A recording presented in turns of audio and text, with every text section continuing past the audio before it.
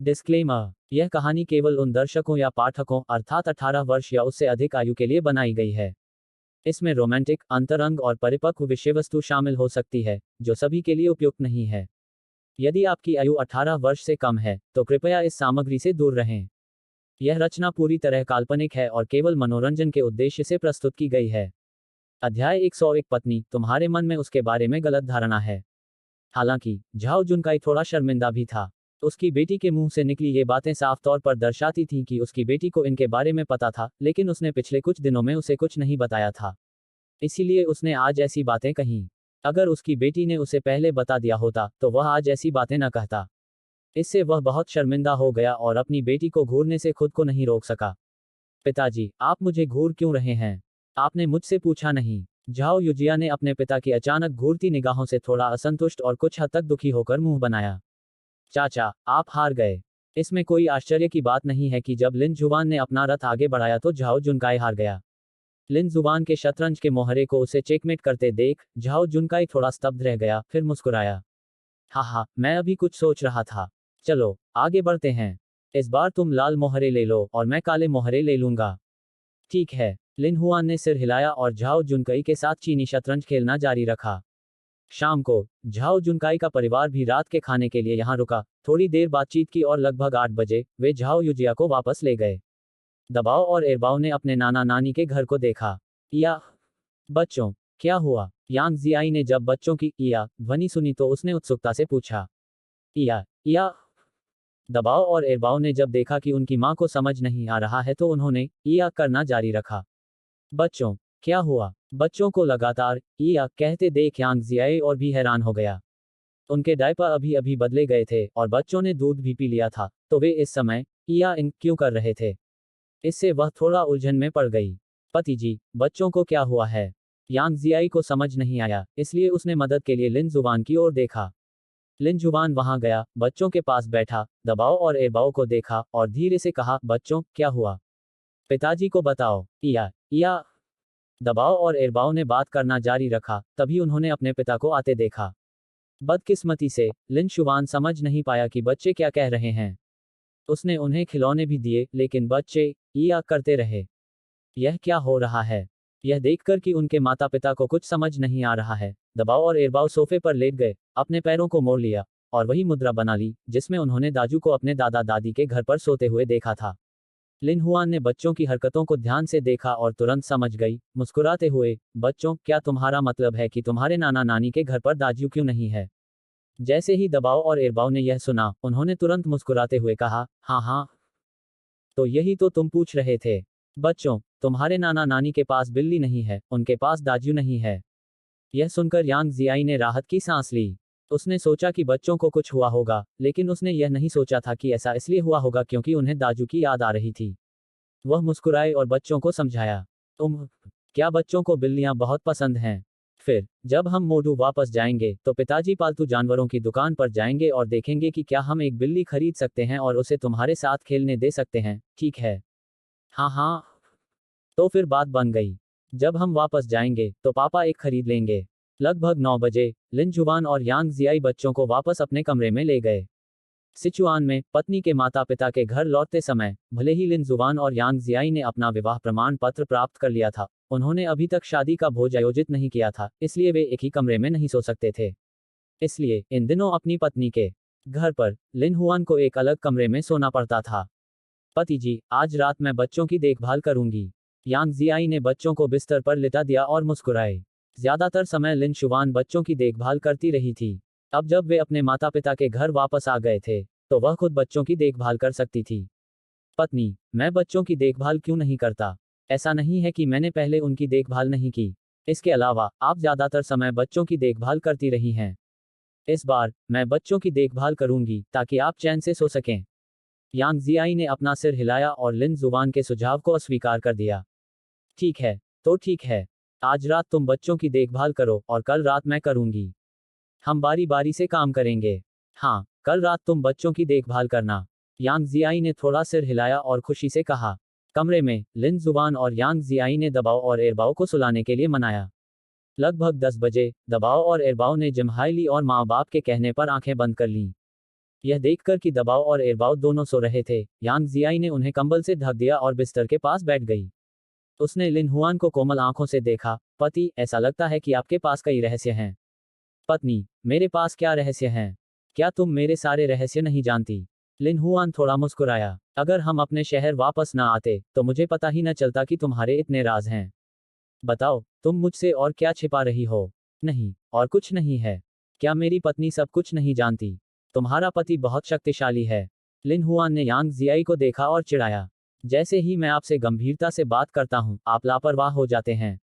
लिन जुबान की मुस्कुराहट देखकर यांग जियाई का सुंदर चेहरा लाल हो गया और वह बुदबुदाई। पत्नी, मैं सब कुछ गंभीरता से कह रहा हूं। तुम ही हो जो टेढ़ी सोच रही हो। वाह, मैं कोई गलत नहीं सोच रहा हूं। ये साफ तौर पर आपके शब्द हैं। यह कहते हुए यांग जियाई ने लिन जुबान को आधी मुस्कान के साथ देखा और खुद को रोक नहीं पाए और धीरे से उसे मुक्का मार दिया।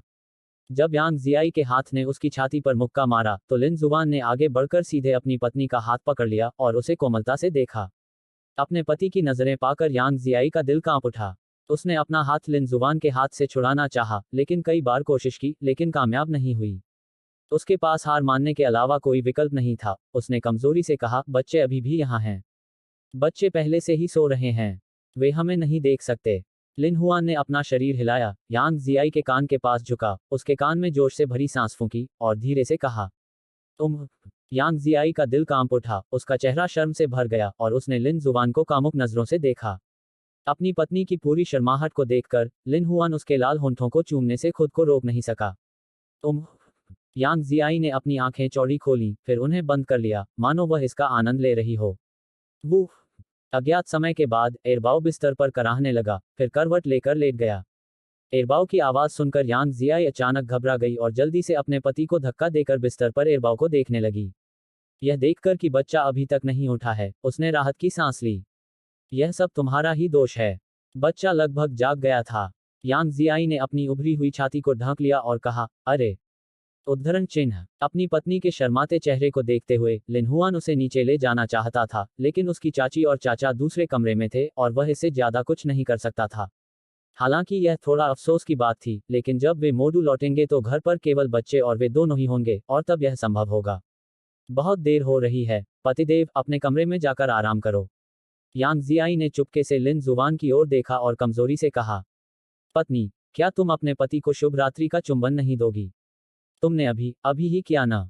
अभी अभी था, अभी अभी है। पत्नी, अपने पति को शुभरात्रि का चुंबन दो और तुम्हारे पति आराम करने के लिए अपने कमरे में वापस चले जाएंगे। लिन हुआन ने उसे चिढ़ाते हुए देखा। यह उपलब्ध है, कृपया सदस्यता लें और मासिक टिकट के लिए वोट करें। आप सभी का धन्यवाद। अध्याय 102 अंकल, क्या आपके पास कंप्यूटर है? वह जानती थी कि यदि वह अपने पति के अनुरोध से सहमत नहीं होगी, तो संभवतः वह उसे नहीं छोड़ेगा। यह सोचकर यांग जियाई ने खुद को सहारा दिया और लिन जुबान के गाल को चूम लिया। उसके चेहरे पर गर्माहट महसूस करते हुए लिन हुआन ने यांग जियाई की ओर देखा। पत्नी, क्या तुमने गलत जगह चूमा? यांग जियाई शर्मा गई, लिन जुबान को घूरा और नखरे से बोली, तुमने सिर्फ गुड नाइट किस देने को कहा था, यह नहीं बताया कि कहाँ किस करना है। खैर, मैंने दे दिया। यह। लिन शुबान थोड़ा नाराज हुआ। अगर उसे पता होता कि ऐसा होगा, तो उसे अपनी पत्नी को चूमने देने से पहले ही बता देना चाहिए था। लेकिन अब जबकि उसकी पत्नी ने पहले ही यह दे दिया था, वह उससे दोबारा तो नहीं मांग सकता था, है न? ठीक है, पत्नी, मैं अपने कमरे में वापस चला जाता हूँ। अगर तुम आज रात रुक नहीं सकती, तो मुझे कभी भी फोन कर सकती हो, मैं तुरंत आ जाऊंगा। ठीक है, जल्दी से अपने कमरे में जाओ, देर हो रही है। ठीक है, पत्नी, शुभ रात्रि। शुभ रात्रि। लिन हुआन थोड़ा मुस्कुराया, खड़ा हुआ, कमरे के दरवाजे की ओर चला गया, दरवाजा खोला, अपनी पत्नी को देखा, फिर कमरे से बाहर चला गया और बेडरूम का दरवाजा बंद कर दिया। वह अपने कमरे में चला गया। अगले दिन सुबह करीब 8 बजे यांग जियाई उठी। यह देखकर कि बच्चे अभी भी गहरी नींद में सो रहे थे, यांग जियाई ने उन्हें परेशान नहीं किया और उन्हें थोड़ी देर और सोने दिया। वह उठी, कपड़े बदले, टूथब्रश, टूथपेस्ट और तौलिया लिया, मुंह धोने और दांत ब्रश करने के लिए बाथरूम गई, टूथपेस्ट और सामान वापस कमरे में रख दिया और फिर नीचे चली गई। नीचे लिन हुआन पहले ही उठ चुका था और तांग ह्यूमिन के साथ बातचीत कर रहा था। बेटी, तुम जाग रही हो? कल रात अच्छी नींद आई ना? माँ, मैं ठीक से सोया। यह तो अच्छी बात है। माँ अभी किराने का सामान खरीदने बाहर जाने की योजना बना रही थी। क्या तुम मेरे साथ चलना चाहोगे? ठीक है, पतिदेव, बच्चे अभी भी सो रहे हैं, मैं पहले माँ के साथ किराने का सामान खरीदने जाऊंगी। यांग जियाई ने सिर हिलाया और मुस्कुराया। ठीक है, तुम माँ के साथ जाओ। अगर बच्चे जाग गए तो मैं उनका ख्याल रखूंगा। ठीक है माँ, चलो चलें। ठीक है, तांग यूमिन मुस्कुराए और सिर हिलाया। बहुत समय हो गया था जब वह अपनी बेटी के साथ किराने का सामान खरीदने बाहर गई थी। बाजार उनके घर से ज्यादा दूर नहीं था, सिर्फ 7-8 मिनट की दूरी पर। वे किराने का सामान खरीद कर वापस आ जाते। जाने से पहले तांग युमिन ने अपनी बेटी को घर से बाहर ले जाने से पहले यांग वेई चिंग को निर्देश दिया। लिविंग रूम में लिन हुआन और यांग वेई चिंग सोफे पर बैठे थे, दोनों में से किसी के पास बात करने के लिए कुछ नहीं था। सुबह बाजार में काफी चहल पहल थी, क्योंकि सुबह बिकने वाली सब्जियां बहुत ताज़ी होती थीं। अगर आप दोपहर में सब्जियां खरीदने आते तो वे सब्जियां सुबह की बची हुई होती और स्वाभाविक रूप से वे ज्यादा ताज़ी नहीं होती। बहुत से लोग सब्जियां खरीदने के लिए सुबह जल्दी उठ गए। जियाओ शुआन को कौन सी सब्जियां खाना पसंद है? माँ को बताओ, माँ उसके लिए कुछ सब्जियां खरीद कर लाएंगी। बाजार में तांग युमिन ने अपनी बेटी से पूछा। माँ, आमतौर पर जब हम घर पर होते हैं तो हम मूल रूप से कुछ सुअर का मांस, मछली, गाय का मांस, बैंगन, खीरा, गोभी, चीनी गोभी, सलाद पत्ता और ऐसी ही चीजें खरीदते हैं। ठीक है, मैं इन्हें बाद में खरीद लूंगा, जैसा आपने कहा था। एक औरत को, चाहे कुछ भी हो, खाना बनाना सीखना ही चाहिए। हालांकि जियाओ शुआन का खाना वाकई बहुत स्वादिष्ट होता है, लेकिन आप उसे हमेशा ऐसा करने नहीं दे सकते। कभी कभी आपको खुद भी खाना बनाना होगा और उसे अपने खाना पकाने के कौशल का स्वाद चखने देना होगा। अगर आपका खाना पकाने का कौशल बहुत अच्छा नहीं है, तब भी आप सीख सकती हैं। समझी? यांग जियाए अभी भी सिद्धांत जानती थी, लेकिन वह गर्मी को नियंत्रित नहीं कर पा रही थी। कोई बात नहीं, तुम धीरे धीरे सीख सकती हो। माँ तुम्हें सिखा सकती है। खैर, रोंग सिटी में तुम्हारे पास काफी समय है। मैजिक सिटी जाने से पहले खाना बनाना सीख लो, क्या सोचा है? ठीक है माँ, तो आपको मुझे अच्छी तरह से पढ़ाना होगा। जब मैं सीख जाऊंगी तो लिन जुबान के लिए खाना बना पाऊंगी। यांग जियाई ने भारी स्वर में सिर हिलाया।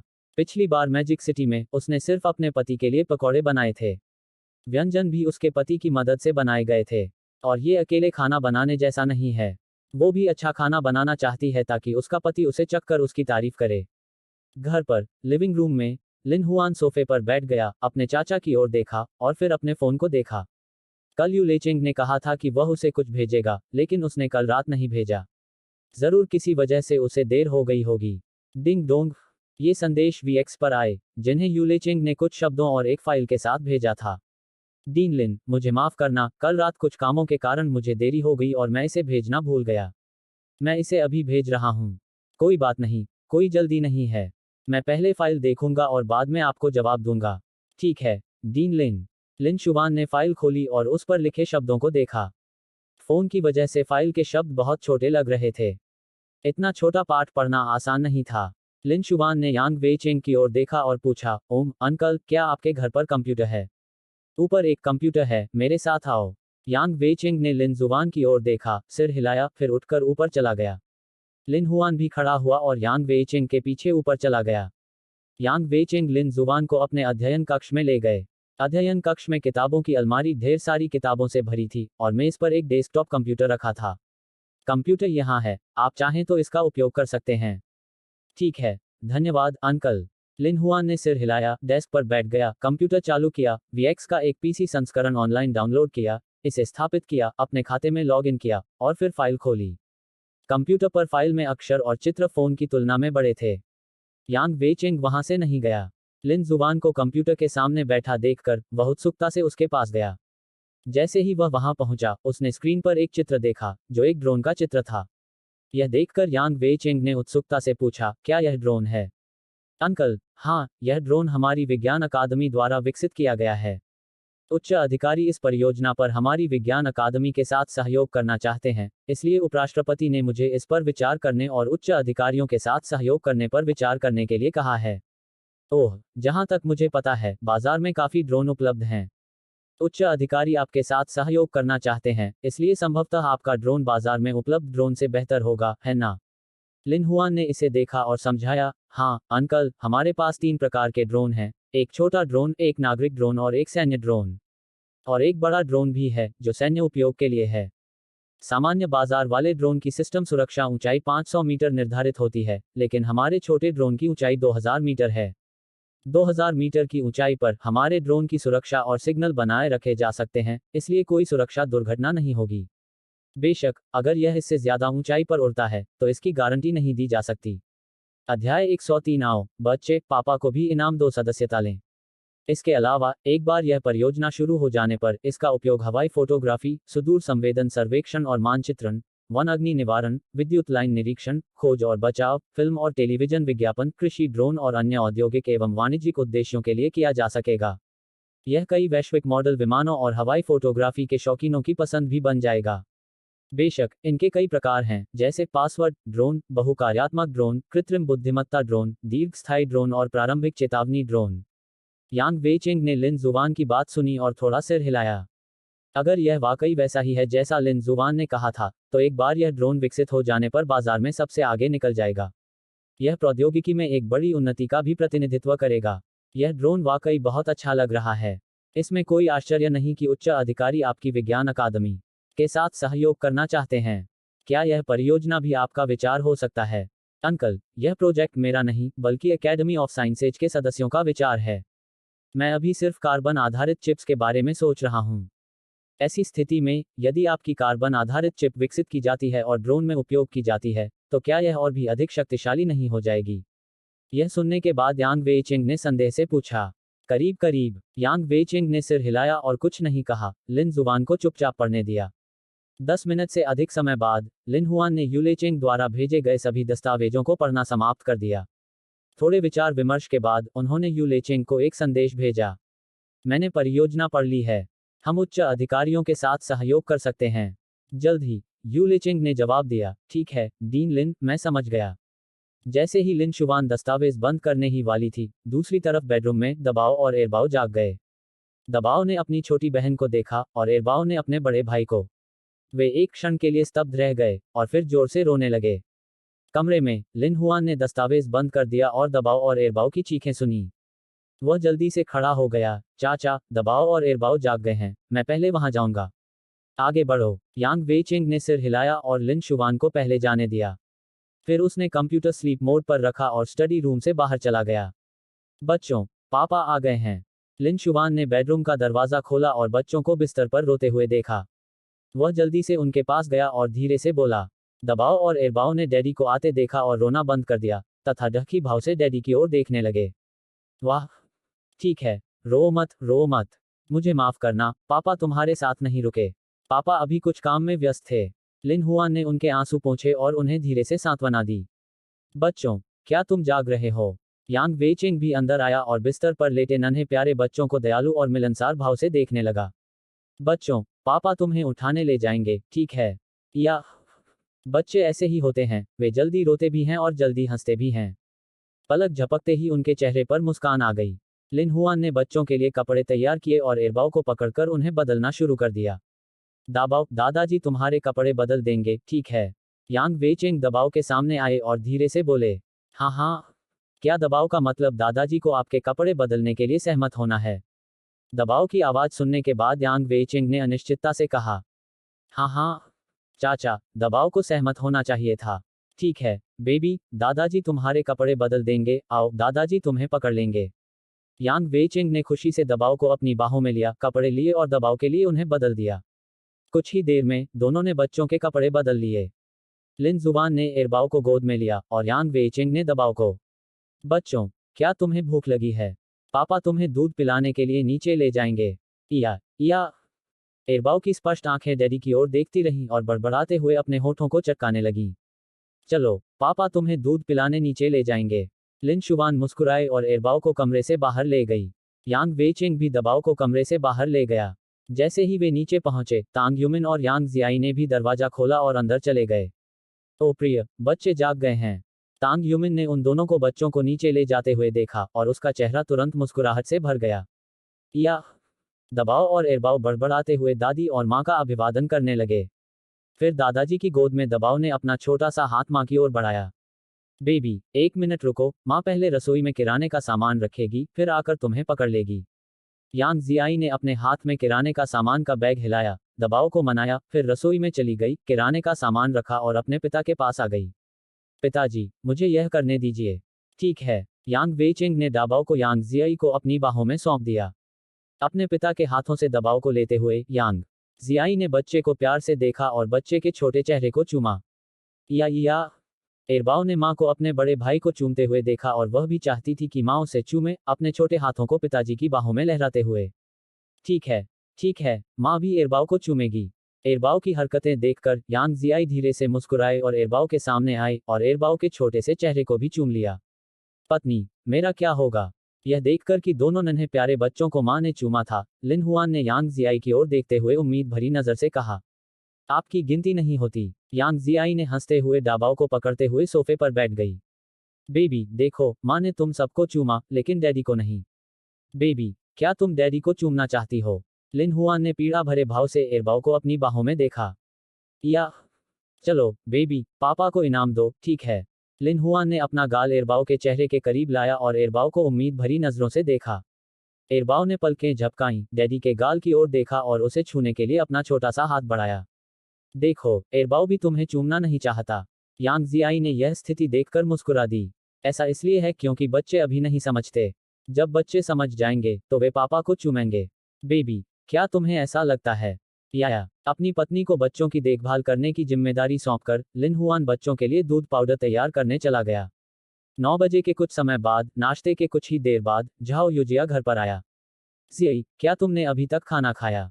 हमने अभी कुछ देर पहले ही खाना खाया है। युजिया, आपका क्या हाल है? मैंने भी अभी कुछ देर पहले ही खाना खाया है। क्या हम खरीदारी करने चलें? आज मौसम भी बहुत अच्छा है। खरीदारी? जरूर। क्या मेरे पति जाना चाहेंगे? यांग जियाई ने लिन जुबान को देखते हुए कुछ देर सोचा। जाओ, बच्चों को बाहर खेलने ले जाने का अच्छा मौका है। जब गर्मी बढ़ेगी तो हम वापस आएंगे। ठीक है, चलो बच्चों को बाहर जाने के लिए कपड़े पहना देते हैं, फिर हम निकलेंगे। बच्चों, मम्मी और पापा तुम्हें शॉपिंग के लिए बाहर ले जा रहे हैं। माँ, क्या आप हमारे साथ आना चाहेंगी? मैं नहीं जाऊंगी, तुम जवान लोग मौज मस्ती करो। लेकिन रास्ते में सावधान रहना और जब गर्मी लगे तो वापस आ जाना। तांग युमिन ने सिर हिलाकर हिदायत दी। ठीक है, अगर माँ कुछ खरीदना चाहती हैं तो मुझे बताएं, हम बाद में उसे वापस ले आएंगे। यहाँ खरीदने के लिए कुछ भी नहीं है। ठीक है, हम पहले बच्चों को उनके कपड़े बदलने के लिए ले जाएंगे। युजिया, तुम 1 मिनट रुको। ठीक है, आप आगे बढ़ें। यांग जी और लिन हुआन डाबाओ और एरबाओ को ऊपर ले गए। बच्चों को बाहर ले जाते समय सुरक्षा उपाय जरूर करने चाहिए। बाहर का मौसम घर जितना अच्छा नहीं होता।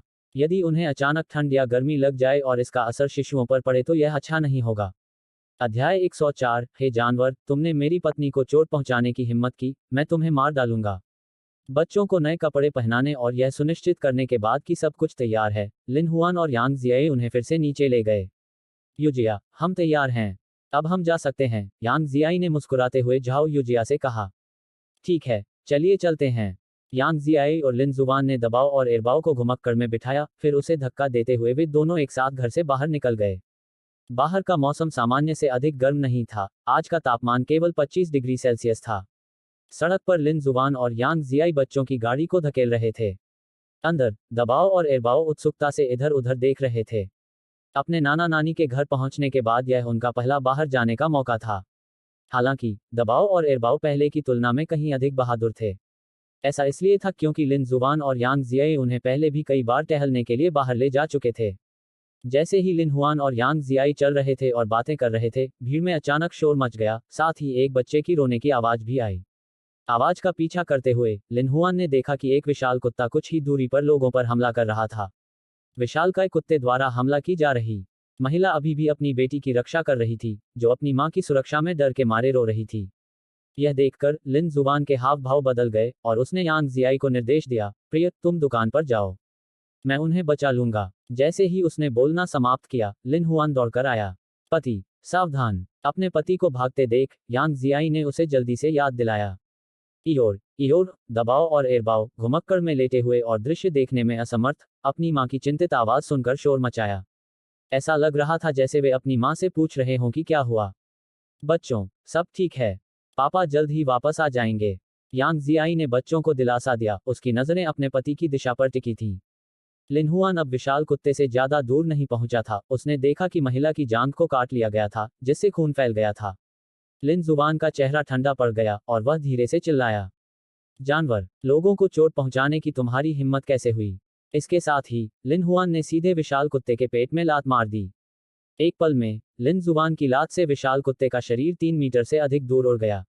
यह एक अलास्का मालाम्यूट था, लगभग 65 सेंटीमीटर लंबा और लगभग 40 किलोग्राम वजनी। यह काफी बड़ा था, इसके आगे के पैर मजबूत और शक्तिशाली थे और पूरे शरीर पर उभरी हुई मांसपेशियां थीं, उन छोटे कुत्तों के विपरीत। हालांकि लिन जुबान ने उसे 3 मीटर से अधिक दूर फेंक दिया था, फिर भी अलास्का मालाम्यूट में जमीन से खड़े होने की ताकत थी। लिन जुबान को एक भयंकर भाव से देखते हुए और अपने नुकीले दांत दिखाते हुए वूफ, अलास्का मालाम्यूट भौंका और सीधे लिन जुबान की ओर बढ़ा। यह देखकर कि अलास्का मालाम्यूट ने हार नहीं मानी और फिर से हमला करने का साहस किया, लिन हुआन की आंखों में एक जानलेवा इरादा उभर आया। तुम लोग यहां से चले जाओ, उसने माँ और बेटी से कहा। औरत ने अपने होंठ काटे और सिर हिलाया। उसे समझ नहीं आ रहा था कि उसे इतनी ताकत कहां से मिली, पर वह जल्दी से उठी, अपने खून से लथपथ पैर को घसीटते हुए, और अपने डरे हुए बच्चे को उठाकर ले गई। हालांकि उसके पैर में चोट लग गई थी और वह बहुत तेजी से नहीं चल सकती थी। जैसे ही वह जानवर लिन जुबान की ओर बढ़ रहा था, उसने देखा कि महिला उठ रही है और उसने दिशा बदल ली तथा पुनः उसकी ओर बढ़ गया। यह जानवर वास्तव में बुद्धिमान था, वह जानता था कि किसे धमकाना आसान है। यह देखकर लिन हुआन ने अपने पैर हिलाए और महिला के सामने खड़ा हो गया, अलास्का मालाम्यूट को देखते हुए और ठंडे स्वर में कहा, तुम्हें लगता है कि तुम मजबूत हो, मेरे पास आओ। वूफ, शायद लिन जुबान के शब्दों से उत्तेजित होकर अलास्का मालाम्यूट भौंका और अपना खून से सना मुंह खोलकर लिन जुबान की ओर दौड़ा। लिन शुबान ने इधर उधर देखा। इस समय वह वहां से जा नहीं सकता था, क्योंकि महिला अपने बच्चे को गोद में लिए हुए थी और ज्यादा दूर नहीं गई थी। अगर वह किनारे हट जाता तो अलास्का मालाम्यूट उन पर हमला जारी रख सकता था। इसलिए वह केवल इसका सीधे सामना करने का ही विकल्प चुन सकता था। जैसे ही अलास्का मालाम्यूट ने हमला किया, वह लगभग लिन जुबान के पास पहुंच गया। लिन जुबान ने सीधे अलास्का मालाम्यूट के चेहरे पर लात मार दी।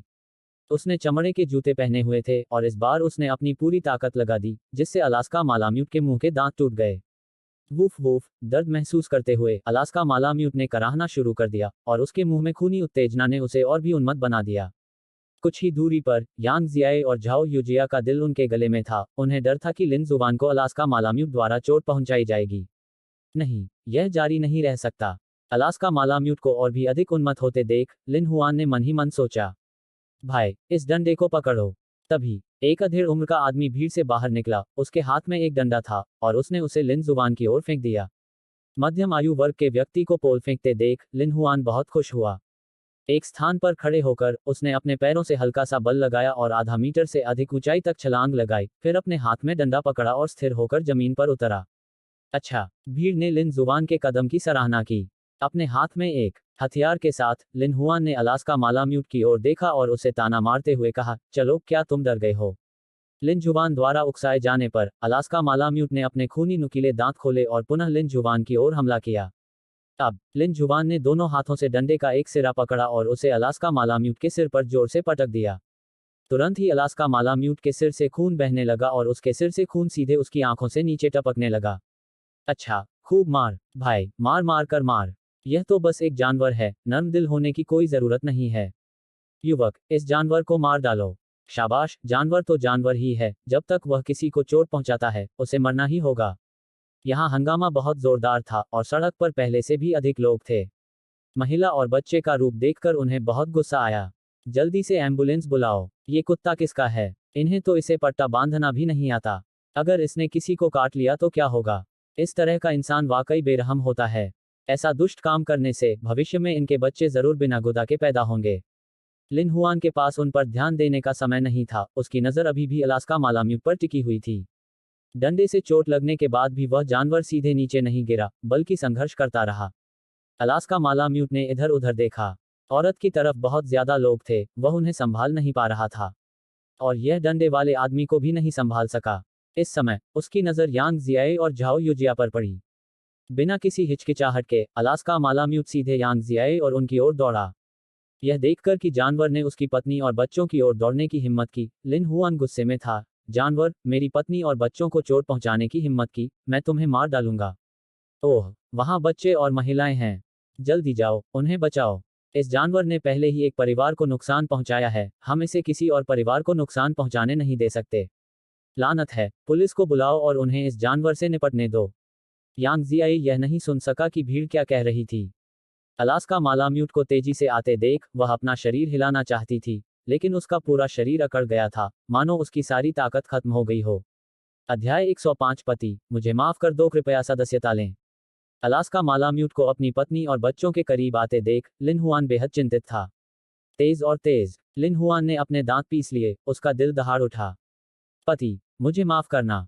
अलास्का मालाम्यूट को करीब आते देख यांग जियाई को भी बहुत अफसोस हुआ। उसने अपने पति की बात मानकर पहले दुकान में क्यों नहीं गई। बच्चों, मुझे माफ करना, यह सब मम्मी की गलती है।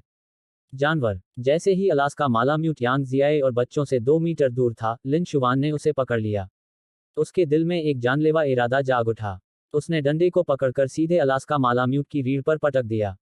दरार। लिन जुबान के हाथों में डंडा 2 टुकड़ों में टूट गया और अलास्का मालाम्यूट के शरीर से हड्डियों के टूटने की आवाज आई। Woof woof. अलास्का मालाम्यूट ने जमीन से उठने के लिए संघर्ष किया, लेकिन उसकी रीढ़ पहले ही टूट चुकी थी और उसमें उठने की ताकत नहीं थी। जमीन पर कुछ बार चीखने के बाद उसने अपनी आंखें बंद कर लीं।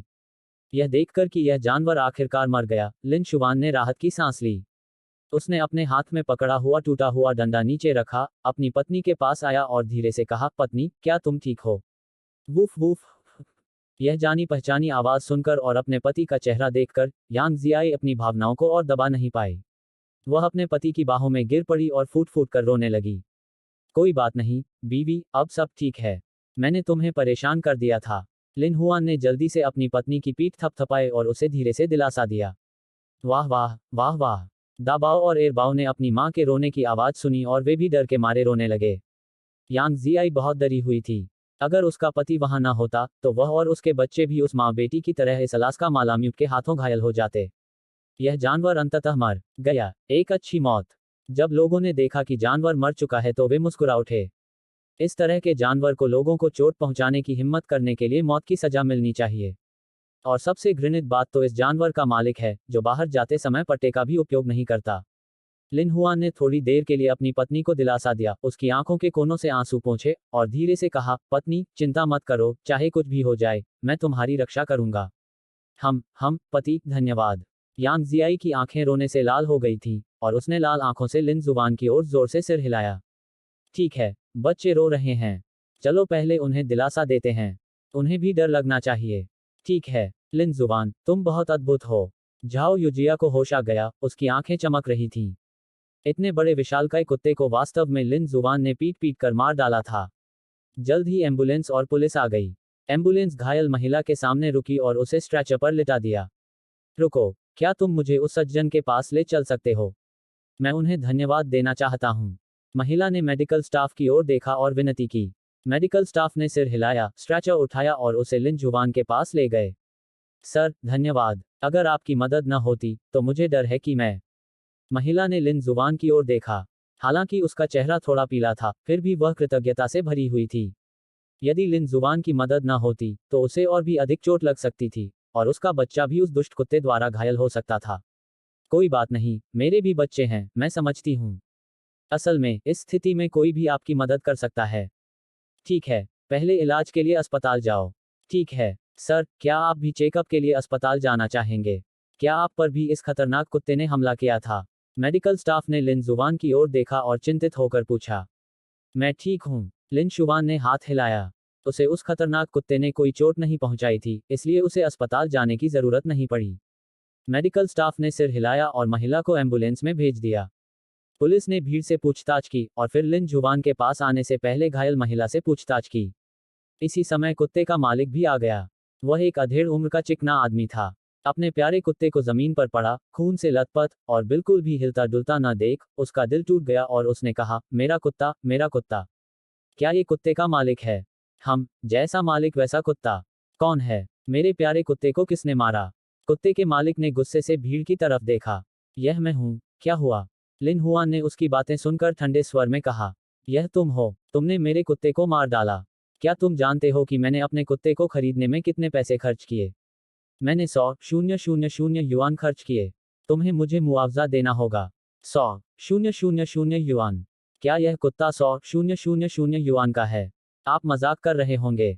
यदि आपके पास इतना महंगा कुत्ता खरीदने के लिए पैसे हैं, तो क्या आपके पास कुत्ते का पट्टा खरीदने के लिए पैसे नहीं हैं? वह मेरा परिवार है, मैं उसे रस्सी से क्यों बांधूं? कुत्ते के मालिक ने जवाब दिया। हाँ, आपका परिवार। आप क्यों नहीं कहते कि वह आपका कुत्ता बेटा है? भीड़ में से किसी ने हंसते हुए कहा।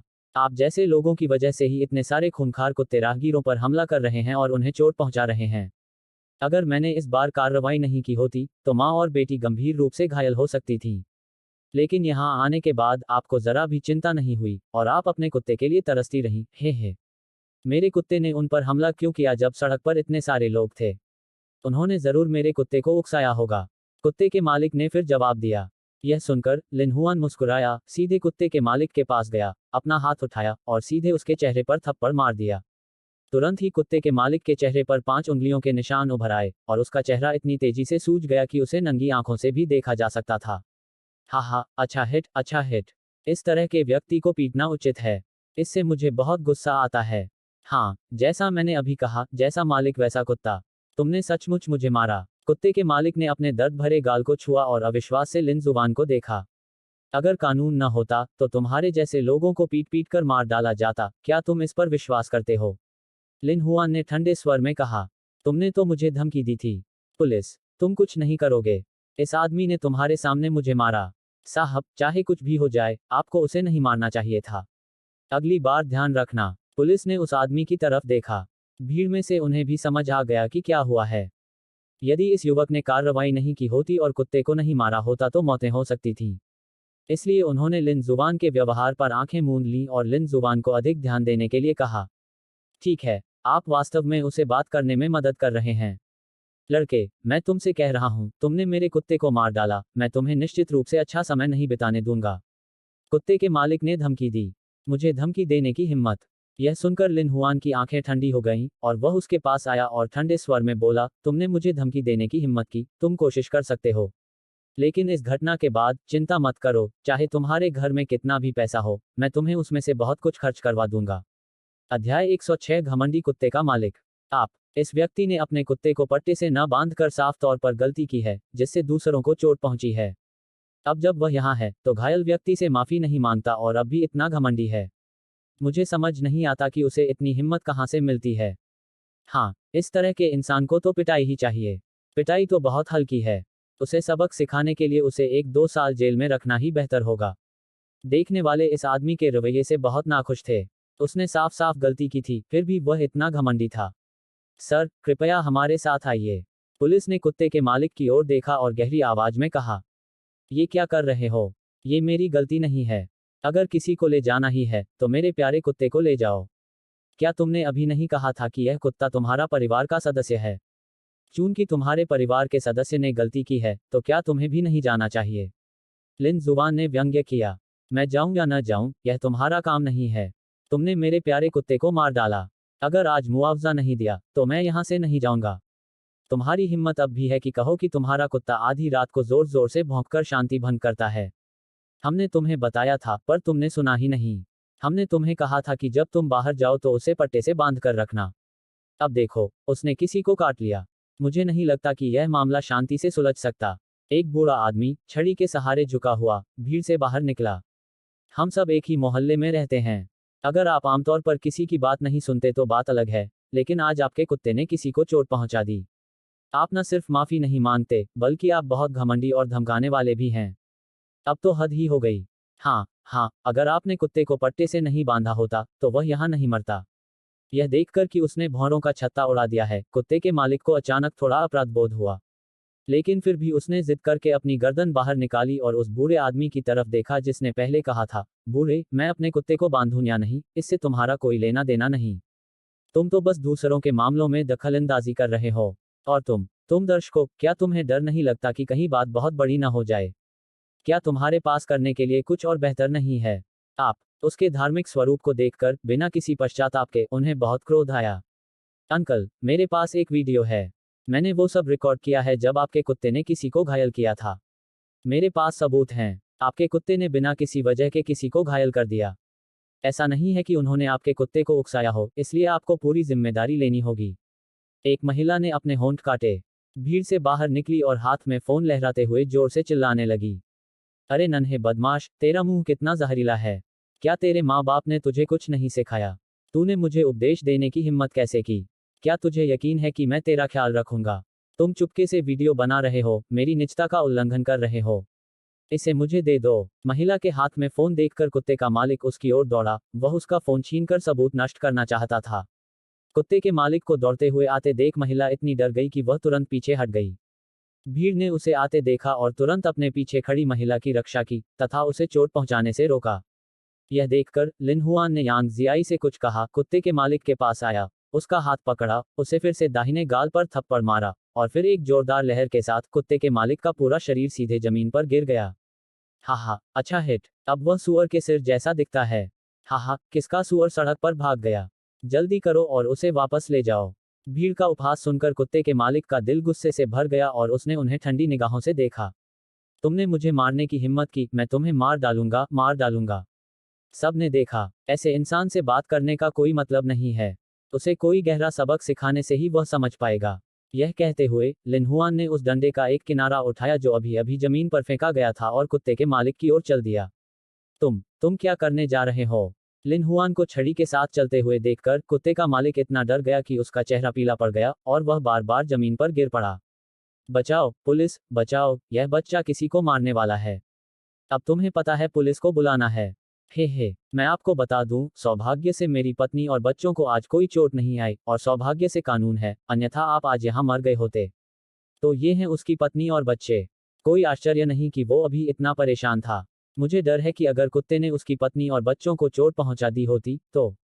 भीड़ में हंगामा मच गया और उन्हें तुरंत समझ आ गया कि क्या हुआ था। सर, हमारा समाज कानून से चलता है, कृपया लाठी नीचे रखिए। इस समय एक पुलिसकर्मी वहां आया, लिन हुआन को देखा और धीरे से कहा, यदि लिन जुवान ने वास्तव में किसी को चोट पहुंचाई है तो वे लिन जुवान को भी गिरफ्तार कर लेंगे। सिर्फ एक कुत्ते की वजह से ऐसा करना उचित नहीं है। लिन हुआन ने जमीन की ओर देखा और छड़ी को नीचे पटक दिया, धमाका। अचानक मूल रूप से टूटा हुआ ले जाने वाला डंडा लिन जुवान के हाथ में फिर से टूट गया और जमीन पर भी बहुत उथला गड्ढा हो गया क्योंकि लिन जुवान ने इसे जोर से तोड़ दिया। थप्पड़ की आवाज सुनकर कुत्ते का मालिक चौंक गया। डंडे के टूटने से जमीन पर जो गड्ढा बन गया था उसे देखकर वह इतना डर गया कि उसका चेहरा पीला पड़ गया। अगर डंडा उसे लग जाता तो वह मरता नहीं पर अपंग हो जाता। इस समय उसने कुछ भी कहने की हिम्मत नहीं की क्योंकि वह इस युवक को नाराज करने से डर रहा था। उसके नीचे से मछली जैसी गंध आ रही थी। हम्फ, यह देखकर लिन शुवान ने ठंडी सांस ली और अपने हाथ में पकड़ा हुआ डंडा नीचे फेंक दिया, भीड़ की ओर देखते हुए, सब लोग, मुझे अभी अभी यह डंडा किसने दिया? धन्यवाद। इस डंडे की कीमत कितनी है? मैं आपको पैसे भेज दूंगा। हाँ, नौजवान, कोई जरूरत नहीं, कोई जरूरत नहीं। ये तो बस एक डंडा है, इसकी कोई खास कीमत नहीं है। अच्छा है कि सब ठीक हैं। एक अधेड़ और ईमानदार आदमी ने बिना परवाह किए हाथ हिला दिया। ठीक है, धन्यवाद। हाँ, आपका स्वागत है, आपका स्वागत है। लिन हुआन ने सिर हिलाया और यांग जियाए और अन्य लोगों की ओर चल दिया। उनके पास आकर उसने धीरे से कहा, पत्नी, चलो वापस चलें। हाँ, यांग जियाई ने अपनी सूजी हुई पलकें झपकाईं और सहमति में धीरे से गुनगुनाया। अपने पति के पीछे पीछे वे दोनों बच्चों की गाड़ी को धक्का देकर घर की ओर चल पड़े। ऐसी घटना घटने के बाद वे खरीदारी करने के मूड में नहीं थे। अरे, अच्छी बात है कि लोग ठीक हैं। अगर सच में कुछ हो गया तो एक और परिवार बर्बाद हो जाएगा। कौन कहता है कि ऐसा नहीं है? शुक्र है कि वहां एक नौजवान था, वरना जो हुआ होता उस पर यकीन करने की हिम्मत ही नहीं होती। उस नौजवान की आंखों में अभी जो भाव था उसने मुझे डरा दिया। हाँ, अगर यह युवक न होता तो शायद वह माँ और बेटी। हालांकि कुत्ता अब अस्पताल चला गया है, मुझे नहीं पता कि वह व्यक्ति कैसा है। कौन जाने वो माँ बेटी किस परिवार से हैं। जल्दी करो और उनके घर वालों से संपर्क करो। ठीक है, सब लोग, चलो अलग हो जाते हैं। हम इस मामले को ठीक से संभाल लेंगे और सबको संतोषजनक स्पष्टीकरण जरूर देंगे। इस समय पुलिस ने भीड़ को देखा और बात की। अधिकारी, आपको इस व्यक्ति से कुत्ते द्वारा घायल की गई माँ और बेटी को मुआवजा दिलवाना होगा। कृपया निश्चिंत रहें, हम उसे मुआवजा दिलवा देंगे। सभी ने सिर हिलाया और धीरे धीरे तितर बितर हो गए। जिस लड़की ने अभी वीडियो रिकॉर्ड किया था, यह देखकर कि सभी लोग तितर बितर हो गए हैं, वह भी यहाँ से चली गई, लेकिन उसने जो वीडियो रिकॉर्ड किया था वह पहले ही उसके ब्लॉग और बिलिबिली पर अपलोड हो चुका था। अध्याय 107, बच्चे का पिता एक हीरो है। लिन जुबान और यांग जियाई भी अपने बच्चों के साथ इस समय घर लौट आए। माँ तांग यूमिंग घर पर सफाई कर रही थी और अपनी बेटी और उन्हें इतनी जल्दी वापस आते देख थोड़ा आश्चर्यचकित हुई। उसने अपनी बेटी की ओर देखा, लेकिन जल्द ही उसने देखा कि उसकी बेटी की पलकें थोड़ी सूजी हुई थीं, जैसे कि वह रो रही थी, और घुमक्कड़ में सबसे बड़े और दूसरे बच्चे की पलकें भी थोड़ी सूजी हुई थीं। यह देखकर तांग यूमिन का चेहरा बदल गया। बेटी, तुम्हें क्या हुआ है? यांग वेइचिंग ने भी ध्यान दिया और अपनी बेटी को उत्सुकता से देखा, क्योंकि उन्हें पता नहीं था कि क्या हुआ था। आंटी, यह इस तरह है। फिर झाओ युजिया ने उन्हें सब कुछ विस्तार से बताया जो अभी अभी हुआ था। आंटी, आप नहीं जानती वह कुत्ता कितना खूंखार था और उसका शरीर कितना बड़ा था। झाओ युजिया ने तांग यूमिन और अन्य लोगों को यह समझाते हुए इशारा किया कि यह कितना बड़ा था। लेकिन लिन जुवान भी बहुत शक्तिशाली है। उसने न केवल जियाई की रक्षा की, बल्कि शिशुओं की भी रक्षा की। लिन जुवान उनका महान नायक है। झाओ युजिया की कहानी सुनकर तांग यूमिन और यांग वेइचिंग तुरंत समझ गए। तांग यूमिन ने गुस्से से कहा, वह आदमी वाकई घिनौना है। वह कुत्ते को पट्टे से कैसे नहीं बांध सकता था। अगर तुम्हें चोट लग गई तो क्या होगा। लेकिन सौभाग्य से जियो जुवान वहां था, अन्यथा अगर आपको उस जानवर ने चोट पहुंचाई होती तो मैं इसकी कल्पना भी नहीं कर सकता। यांग वेइचिंग ने भी कृतज्ञता से लिन जुवान की ओर देखा। हालांकि उसे लिन जुवान ज्यादा पसंद नहीं था। अगर लिन जुवान उस कुत्ते को मारने के लिए वहां न होता जब वह उसकी बेटी की ओर झपटने वाला था, तो शायद उसकी बेटी और पोते पोतियां आज अस्पताल में होते। शुक्र है कुछ नहीं हुआ। अगर कुछ होता तो वह उस व्यक्ति को मार डालना चाहता। जियाओ जुबान, धन्यवाद। अगर आपने जियाई और बच्चों की रक्षा नहीं की होती तो यह मामला बुरी तरह बिगड़ सकता था। माँ, जियाई मेरी पत्नी है और दबाओ बाओ और एरबाओ बाओ मेरे बच्चे हैं। मैंने कहा था कि मैं जीवन भर उनकी रक्षा करूंगा। मैं किसी को भी नहीं छोड़ूंगा जो मेरे परिवार को नुकसान पहुंचाने की हिम्मत करेगा। सच कहूं तो अगर कानून न होता तो आज वह कुत्ते के मालिक को मार डालना चाहता। अगर कानून न होता तो आज वह जिंदा न होता। सोफे पर यांग वेइचिंग और तांग यूमिन दबाओ बाओ और एरबाओ बाओ की देखभाल कर रहे थे। लिन हुआन यांग जी के साथ थे। यांग जियाई लिन जुबान के कंधे पर झुक गई और माफी मांगते हुए बोली, पति, मुझे माफ करना। अगर मैंने आज आपकी बात मान ली होती तो शायद यह स्थिति न होती। आज उसके पति ने उसे बच्चों को स्टोव में ले जाकर उसका इंतजार करने के लिए कहा, लेकिन वह नहीं गई क्योंकि वह अपने पति के बारे में चिंतित थी और उसे डर था कि कहीं वह घायल न हो जाए। कोई बात नहीं, यह तो खत्म हो चुका है। लेकिन अगर भविष्य में ऐसा कुछ दोबारा हुआ तो बच्चों को लेकर कहीं छिपने की जगह जरूर ढूंढ लेना, समझ रहे हो। ठीक है, मुझे नहीं पता।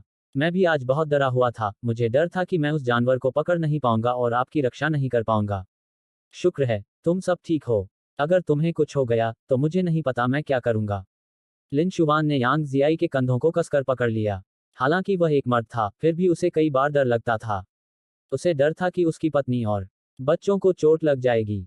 यदि व्यवस्था ने उसे शुरू से ही मार्शल आर्ट नहीं सिखाया होता तो वह आज उस जानवर के बराबर नहीं पहुंच पाता। झाओ युजिया एक तरफ बैठकर अपना ब्लॉग देख रही थी और उन्होंने देखा कि शीर्ष 3 ट्रेंडिंग विषय आज की घटनाओं के बारे में थे। इनमें से एक शीर्षक था, एक राहगीर नायक ने कुत्ते द्वारा घायल की गई मां और बेटी को बचाया। वह एक नायक और एक अच्छे पति हैं। नायक हमारे चारों ओर हैं। ऐसे कुल 3 शीर्षक थे। झाओ युजिया ने पहले ट्रेंडिंग टॉपिक पर क्लिक किया, जिसमें 10 मिनट से अधिक लंबा एक वीडियो था। यह अवश्य ही उस लड़की द्वारा रिकॉर्ड किया गया वीडियो होगा जिसे उसने अपने ब्लॉग पर अपलोड किया होगा। नीचे दी गई टिप्पणियों को देखिए। आश्चर्यजनक है, बिना पट्टे के इस जानवर ने किसी को घायल कर दिया। इसे पीट पीट कर मार डालना चाहिए। वे माँ और बेटी बहुत दयनीय हैं। खरीदारी करते समय उन पर एक खूंखार कुत्ते ने हमला कर दिया। हाँ, मैं इस तरह की बात पर यकीन नहीं कर सकता। जरा सोचो, क्या हो अगर एक दिन हम अपने बच्चों को सड़क पर ले जाएं और कोई खूंखार कुत्ता अचानक हम पर हमला कर दे। यह बहुत भयानक होगा। इस युवक ने न केवल माँ और बेटी की रक्षा की, बल्कि अपनी पत्नी और बच्चों की भी रक्षा की। वह वास्तव में एक नायक है। कुत्ता बहुत दयनीय है। संत कुतिया, बाहर निकल जाओ। अगर तुम्हें लगता है कि कुत्ता दयनीय है तो मुझे उम्मीद है कि जब तुम बाहर जाओगी तो इस तरह के कुत्ते तुम्हें काट लेंगे। कुत्ते पर दया करो। यह हास्यास्पद है। दूसरों की पीड़ा जाने बिना उन्हें दयालु होने की सलाह मत दो। यह कुत्ता साफ तौर पर एक खतरनाक कुत्ता है। हम इसे सिर्फ जानवर ही कह सकते हैं। जानवर तो जानवर ही होता है। जब तक यह किसी को नुकसान पहुंचाता है, यह मरने लायक है। नेटिजन्स ने इस व्यक्ति की टिप्पणियों को देखा और एक के बाद एक प्रतिक्रिया दी। इस कुत्ते ने लोगों को चोट पहुंचाई और इतनी गंभीर घटना को अंजाम दिया, और अभी भी संत कुतिया हैं। रुको, क्या यह सीनियर लिन नहीं है? सीनियर लिन रोंगचेंग गए थे। वह इतने शक्तिशाली हैं कि वह क्रूर कुत्ता भी सीनियर लिन का मुकाबला नहीं कर सकता। कॉलेज के कुछ छात्रों ने यह भी पता लगाया कि वीडियो में दिख रहा व्यक्ति लिन जुवान था। कक्षा समूह में एक लड़की ने समूह में लिन जुवान को अटैक किया। लिन जुवान, क्या तुम ठीक हो? मैंने ब्लॉग पर वीडियो देखा। तुम अद्भुत हो। वीडियो? कौन सा वीडियो? लू शिनबो ने समूह में लड़की के शब्द देखकर उत्सुकता से पूछा। लड़की ने ब्लॉग पर मौजूद वीडियो को ग्रुप में भेज दिया क्योंकि ग्रुप में कई छात्रों को यह समझ में नहीं आया। इसे देखने के बाद उन्होंने एक के बाद एक लिन जुवान को किया। वाह भाई जुवान, आप कमाल के हैं। क्या आपकी भाभी और बच्चे ठीक हैं? लिन जुवान बहुत अद्भुत है। ऐसा कहना बहुत मर्दाना है, मुझे यह बहुत पसंद है। लिन हुआन, मुझे अपनी प्रेमिका बनने दो, मैं तुम्हें बंदर दूंगी। बाहर निकल जाओ। भाई जुवान एक आदमी है जिसके पत्नी और बच्चे हैं, इसके बारे में सोचना भी मत। कक्षा समूह लिन जुवान को कर रहा था, और लिन जुवान के फोन पर क्यू क्यू संदेश की ध्वनि बार बार बज रही थी। उसने अपना फोन उठाया और कक्षा में बैठे उन सहपाठियों की ओर देखा जो उससे पूछ रहे थे। लिन शुवान ने बस इतना ही कहा, आपकी चिंता के लिए शुक्रिया, लेकिन हम ठीक हैं। वाह, लिन जुवान प्रकट हुआ। भाई जुवान, आप बहुत ही शानदार हैं, इतने बड़े कुत्ते को आपने 3 मीटर से भी अधिक दूर तक लात मार कर फेंक दिया। जब आपने वह छड़ी अपने हाथ में पकड़ी थी, तो आप युद्ध के देवता की तरह थे। लू शिन्बो और अन्य लोग उस डंडे को नहीं पहचान पाए, इसलिए उन्होंने उसे छड़ी कहा। उस कुत्ते ने लोगों को चोट पहुंचाने की हिम्मत की और मेरी पत्नी और बच्चों को भी चोट पहुंचाना चाहता था, इसलिए स्वाभाविक रूप से मैंने उसे जाने नहीं दिया। यह मेरे द्वारा पीट पीट कर मार डालने के लायक था। वाह, लिन जुवान, तुम मेरे साथ क्यों नहीं हो? मैं तुम्हें बच्चे भी दे सकती हूँ। यांग जियाई लिन जुवान की बाहों में थी और समूह में छात्रों द्वारा भेजे गए संदेशों को देख रही थी। वे वास्तव में उसके आदमी को चुराना चाहते थे। पति जी, मुझे फोन दो। ओह, लिन हुआन ने फोन यांग जियाई को सौंप दिया। यांग जियाई ने फोन लिया और जल्दी से टाइप किया, मैं लिन जुवान की पत्नी हूँ, मेरे आदमी को चुराने के बारे में सोचना भी मत। छात्रों ने यह संदेश देखा और तुरंत हंसने लगे। हाहा, क्या ये टीचर यांग हैं? हम तो बस मजाक कर रहे थे, हमारी हिम्मत कैसे हुई टीचर यांग से एक आदमी चुराने की? हाँ हाँ, शिक्षक यांग, हम तो बस मजाक कर रहे हैं। शिक्षक यांग, क्या आप ठीक हैं? हम ठीक हैं। लिन शुवान ने हमारी रक्षा की और हमें उस खतरनाक कुत्ते ने कोई नुकसान नहीं पहुंचाया। आपकी चिंता के लिए धन्यवाद। अध्याय 108 मेरे पति हमारे परिवार के हीरो हैं। टीचर यांग, आपके पति सचमुच आपके हीरो हैं। हमने वीडियो देखा है, वह बहुत अद्भुत हैं। बेशक, वह हमेशा से हमारे परिवार के हीरो रहे हैं। कक्षा समूह में छात्रों को लिन हुआन की प्रशंसा करते देख यांग जियाई टाइप करते समय मंद मंद मुस्कुराए। अंकल, आंटी, इस वीडियो को देखिए। यह ब्लॉग की ट्रेंडिंग सूची में पहले नंबर पर है। यद्यपि झाओ युजिया ने पहले ही तांग यूमिन को यह समझाया था, लेकिन उसका वर्णन कभी भी उतना उत्तेजक नहीं होगा जितना कि इसे अपनी आंखों से देखना। इसलिए वह अपना फोन लेकर अपनी चाची और चाचा के पास गई और उन्हें फोन सौंप दिया। तांग यूमिन ने फोन लिया और अपने पति के साथ वीडियो देखा। जैसे ही तांग यूमिन और यांग वे चिंग ने वीडियो देखा, उनके दिलों में तनाव की भावना तुरंत उमड़ पड़ी। जितना अधिक वे देखते गए, उतना अधिक क्रोधित होते गए। हालांकि जब वीडियो में लिन हुआन ने छड़ी को लहराया, जिससे मध्यम आयु वर्ग का व्यक्ति तब तक डरता रहा जब तक उसका चेहरा पीला नहीं पड़ गया, तो उन्हें बहुत राहत महसूस हुई। इस व्यक्ति को सबक सिखाया जाना चाहिए। कुत्ते ने किसी को घायल कर दिया और फिर भी वे इतने घमंडी हैं। मुझे उम्मीद है कि पुलिस ऐसे व्यक्ति को कड़ी से कड़ी सजा देगी। यांग वेचिंग ने दांत पीसते हुए ठंडे स्वर में कहा। हालांकि झाओ युजिया ने उन्हें इसके बारे में एक बार पहले ही बता दिया था, फिर भी वीडियो को दोबारा देखकर उन्हें बहुत गुस्सा आया। उनके प्यारे छोटे पोते की आंखें रोने से सूज गई थीं, जिससे उन्हें उस पर बहुत दया आ रही थी। ब्लॉग पर फैंग जिंगलोंग ने भी इस समय बात की। बाहर जाते समय, चाहे वह बड़ा कुत्ता हो या छोटा, आपको उसे पट्टा बांधना चाहिए, क्योंकि आप कभी नहीं जानते कि कुत्ता कब अचानक किसी राहगीर पर हमला कर देगा। क्या पिछले वर्ष में राहगीरों पर हमला करने वाले खूंखार कुत्तों के बारे में पर्याप्त समाचार नहीं आए? मुझे आशा है कि प्रबंधन को मजबूत किया जा सकेगा, और मैं यह भी आशा करता हूं कि हर कोई बाहर जाते समय स्वेच्छा से अपने प्यारे कुत्ते को पट्टा बांध सकेगा। इस तरह यह न केवल आपके लिए अच्छा है, बल्कि सभी के लिए भी अच्छा है। बस आज की घटना को ही उदाहरण के तौर पर लीजिए।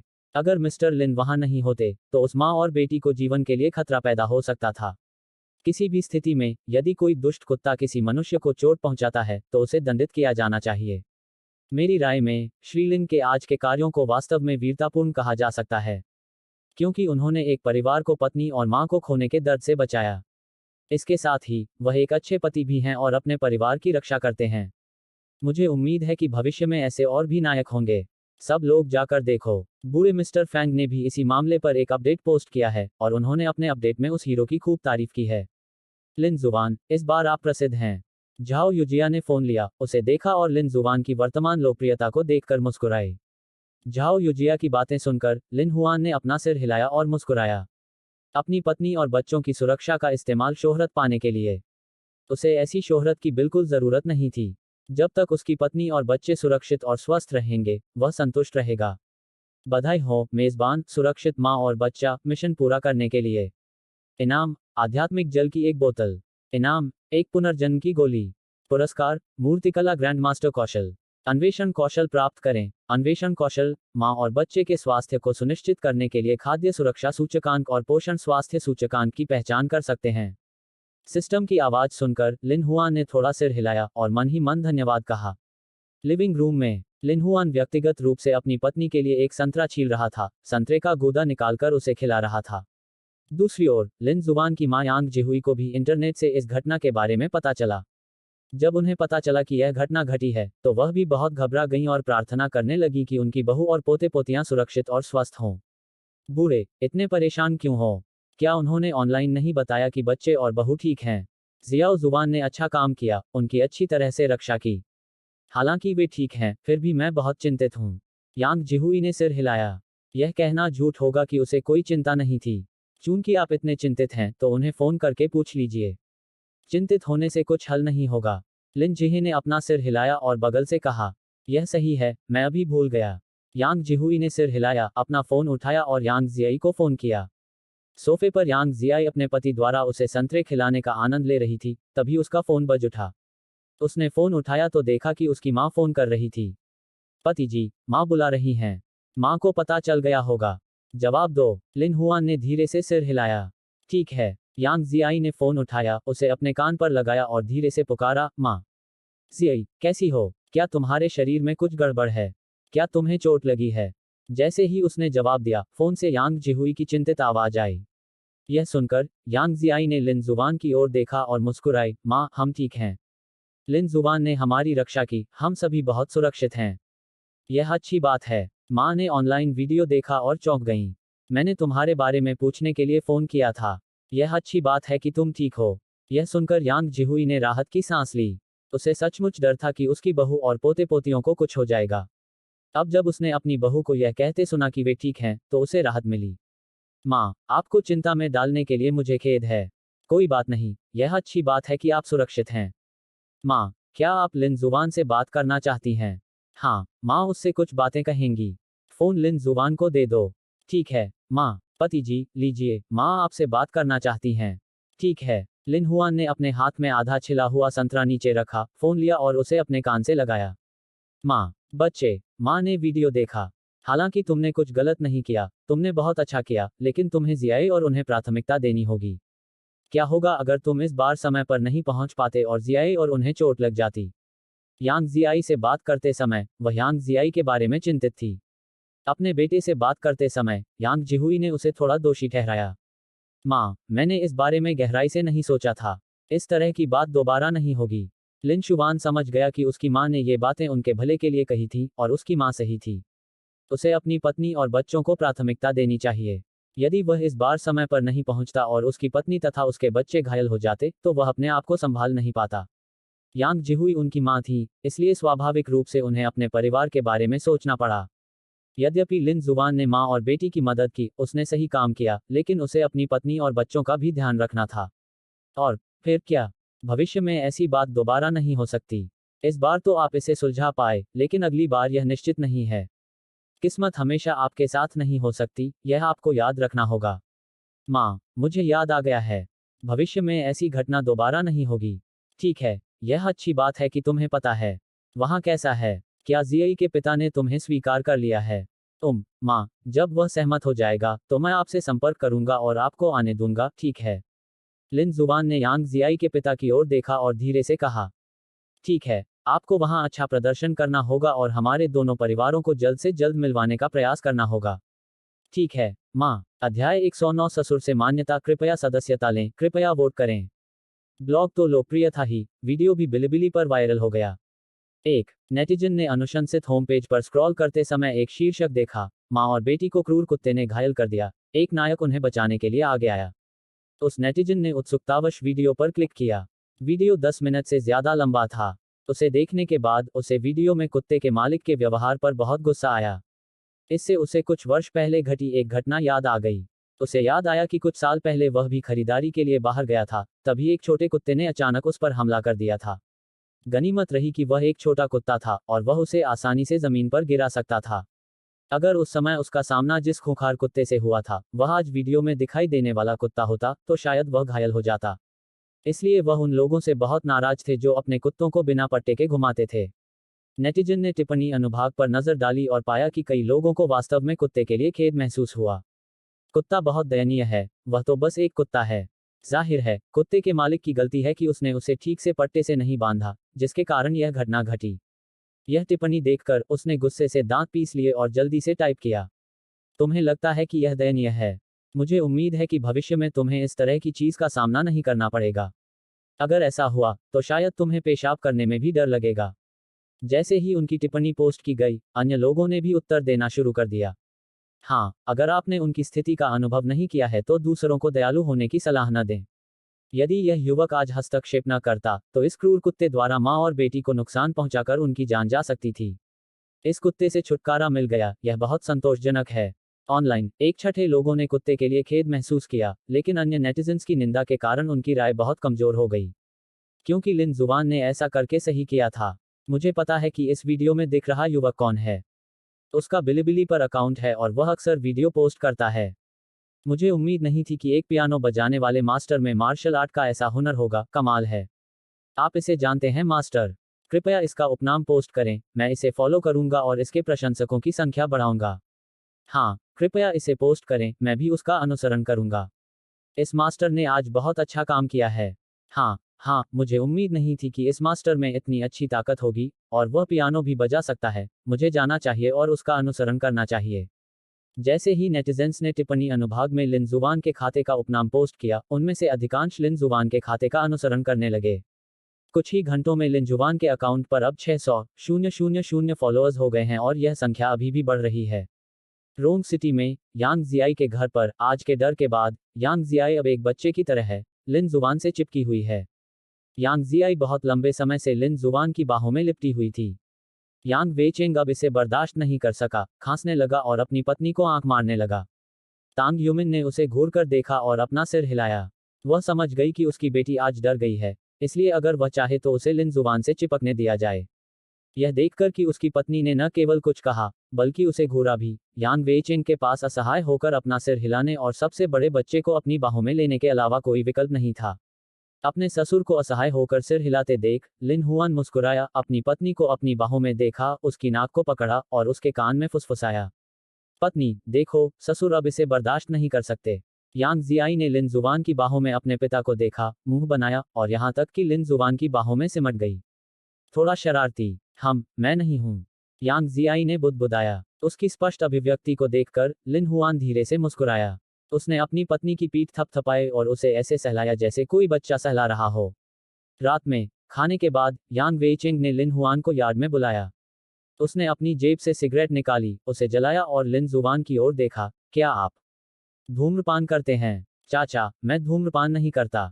लिन हुआन ने हाथ हिलाकर कहा, उसे धूम्रपान की आदत नहीं थी।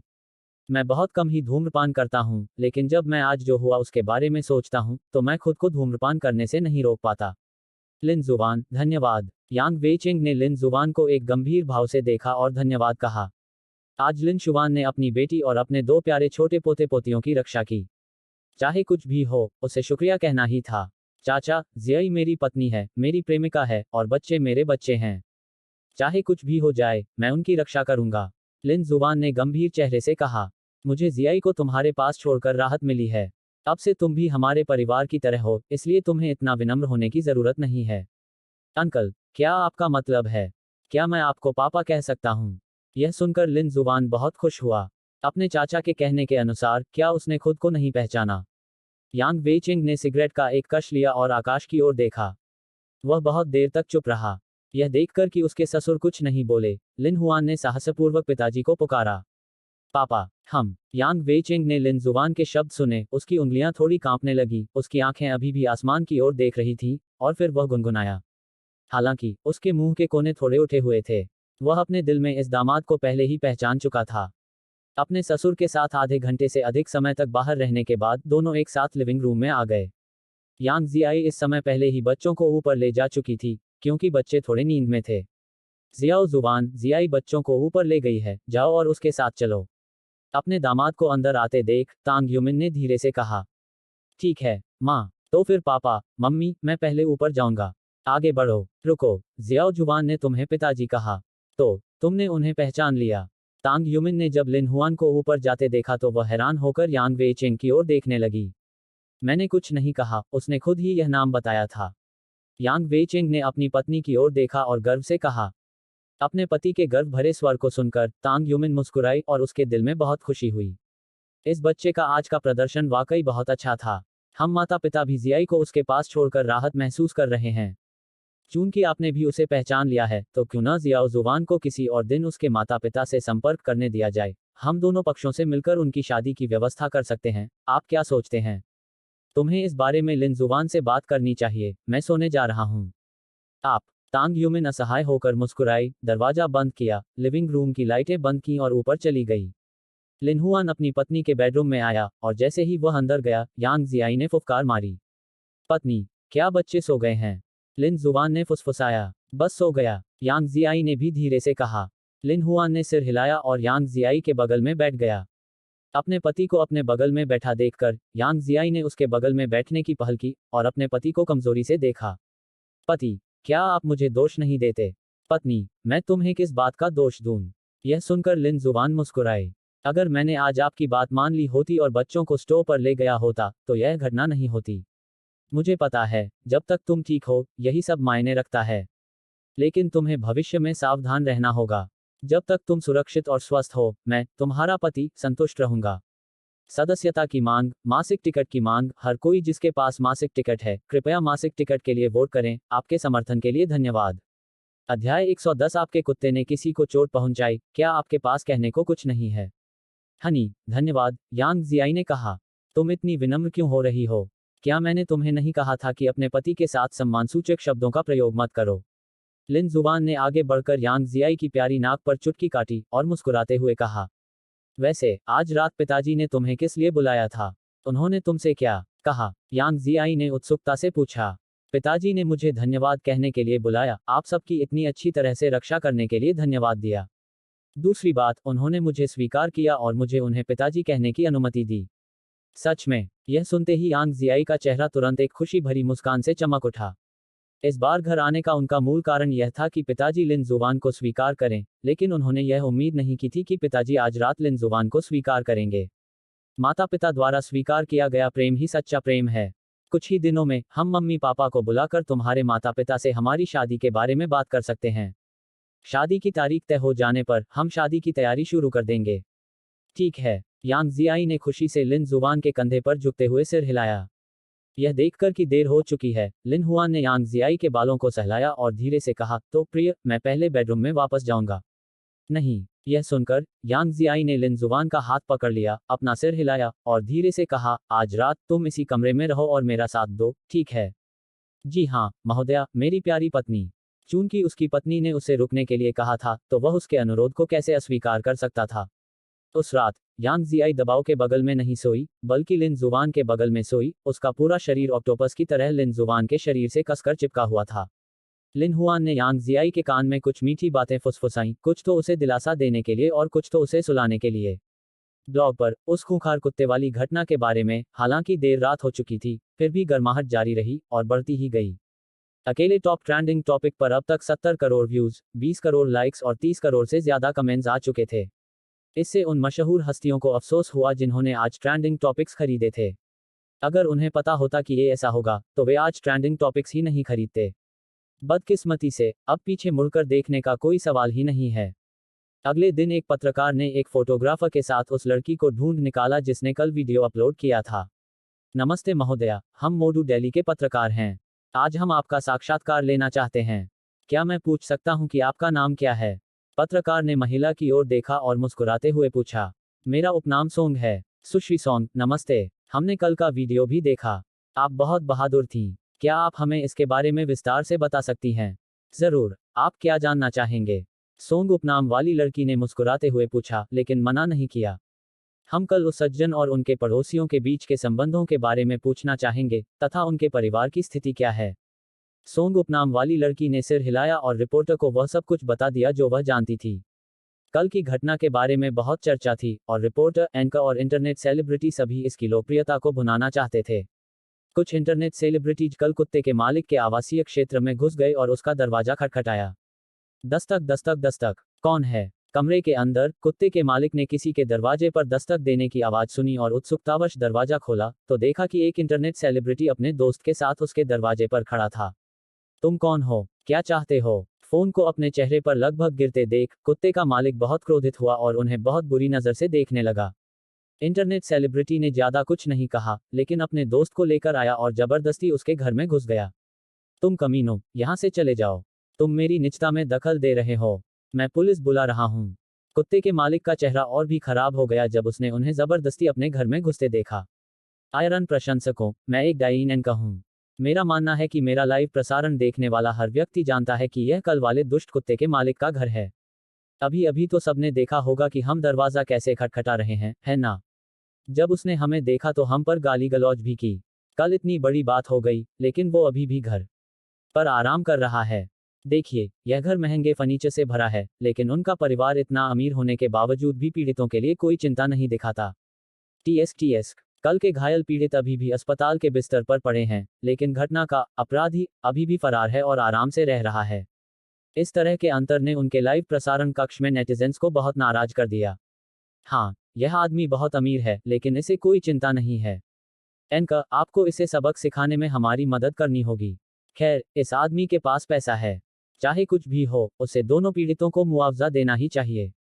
शायद यह न्याय की भावना के कारण था, या शायद यह अमीर विरोधी जनता के कारण था, या शायद यह भीड़ का अंधानुकरण था। लेकिन नेटिजन्स पूरी तरह से क्रोधित हो गए और लाइव प्रसारण कक्ष में कुत्ते के मालिक को कोसने लगे। क्या हो रहा है? इस समय घर की महिला बेडरूम से बाहर आए और घर में दो अजनबियों को देखा जो फिल्मांकन के लिए सामान पकड़े हुए थे, और अपने आदमी को हैरान नजरों से देखा। एंकर ने घर की महिला को आते देखा और झट से फोन उसके मुंह पर रख दिया। माफ कीजिए, आपके कुत्ते ने कल लोगों को घायल कर दिया, लेकिन आपके पति अभी भी इतने शांत हैं। आपको क्या लगता है मैं क्या सोचूं? सोचने की क्या बात है? वो दोनों लोग मरे नहीं हैं। अगर उन्होंने मेरे कुत्ते को नहीं उकसाया तो उन्हें काटा कैसे जा सकता है? सड़क पर इतने सारे लोग हैं, मेरे कुत्ते ने सिर्फ उन्हें ही क्यों काटा? वे पीड़ित हैं, लेकिन क्या हम पीड़ित नहीं हैं? मेरे कुत्ते को किसी और ने पीट पीट कर मार डाला। यह सुनते ही एनका हंस पड़ा। सब लोग इसे देखते हैं, है ना? जैसी कि उम्मीद थी, वे दोनों ऐसे ही हैं। तुम छोटे कमीनों, अगर तुम नहीं गए तो मुझे तुम्हारे साथ हुए व्यवहार के लिए दोष मत देना। कुत्ते का मालिक उस समय गुस्से से भर गया जब उसने देखा कि दो लोग उसकी पत्नी के चेहरे पर अपने फोन रखे हुए हैं। आगे बढ़ो और मुझे मारने की कोशिश करो। क्या मैं तुमसे डरता हूं? एनका ने कुत्ते के मालिक की तरफ देखा। हालांकि वह थोड़ा मोटा था, फिर भी वह अपने साथ एक दोस्त लाया था। अगर वे सच में लड़े तो कुत्ते का मालिक उन्हें हरा नहीं पाएगा। धिक्कार है तुझ पर, तू मेरे घर आया और फिर भी इतना घमंडी है। अगर आज मैं तुझसे निपट नहीं पाया तो मैं जी नहीं पाऊंगा। कुत्ते का मालिक गुस्से से लाल हो गया और उसने तुरंत लंगर पर मुक्का मारा। अरे, तुम सच में मुझे मारने वाले हो? मेरा फोन बहुत महंगा है।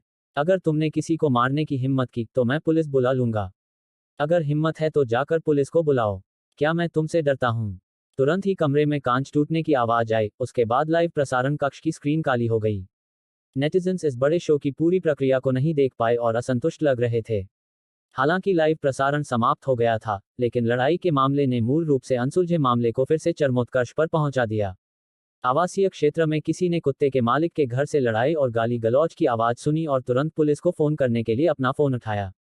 कुछ ही देर में पुलिस वहां पहुंच गई और कुत्ते के मालिक के परिवार तथा दोनों एंकरों को कार में ले गई। अस्पताल में कल वाली महिला को भेजा गया था।